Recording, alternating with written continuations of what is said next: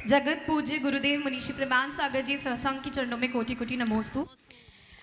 हम सभी बेटियों की तरफ से एक सवाल है। हे गुरुदेव, किसी परिवार में लड़के को तो कुल दीपक माना जाता है, लेकिन विवाह के पश्चात दोनों कुलों को सुशोभित करने वाली बेटी का कोई मूल अस्तित्व नहीं माना जाता। हे मुनिवर, हम बेटियां ऐसा क्या करें कि अपने परिवार के साथ अपने माता पिता के लिए कुछ करके अपने आप को गौरवान्वित महसूस कर सके, और साथ ही अपने ससुराल के सदस्यों के प्रति दामाद जी का ऐसा क्या फ़र्ज़ होना चाहिए, या ऐसा वो क्या करे कि वो भी अपने सास ससुर भी उनको अपने बेटे के समान मानकर गौरवान्वित महसूस कर सके। देखिए, बात सही है कि बेटे को कुल दीपक माना जाता है, लेकिन बेटी को उभय कुल विवर्धिनी माना जाता है। बेटा एक कुल में उजाला करता है, बेटी दो कुल में उजाला करता है। इसलिए बेटी को दुकुला कहा। क्या कहा? दुकुला। जो दो कुल का उद्धार करे वो दो कुला, समझ गए?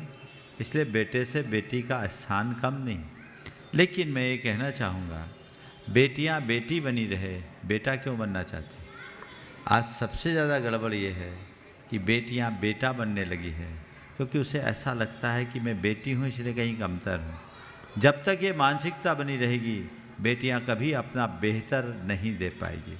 बेटियों को बेटी बनकर रहना चाहिए, बेटी बनकर जीना चाहिए, और बेटी बनकर अपने कन्यापन को कृतार्थ करना चाहिए, उभय कुलों की गरिमा को बढ़ाकर अपने आचार, अपने विचार, अपने व्यवहार से।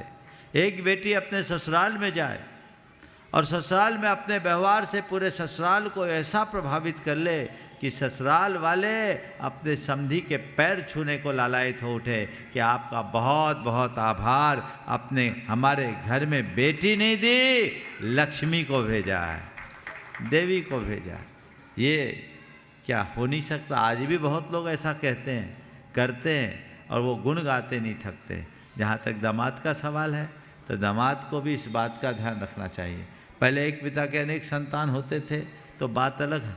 अब तो बेटा और बेटी एक ही हैं, और किसी की एक ही बेटी है या बेटा है भी तो नहीं भी है कोई, तो उस समय दामाद को भी चाहिए कि जब एक बेटी बेटी होकर दो कुलों को समान सकती है, तो वो तो बेटा है, उसे भी दोनों कुलों का ध्यान रखना चाहिए और संभाल करके चलने की कोशिश करनी चाहिए। आज के बदले हुए परिवेश में जब तक इस तरह की मानसिकता नहीं बनती, तब तक कोई परिवर्तन नहीं हो सकता।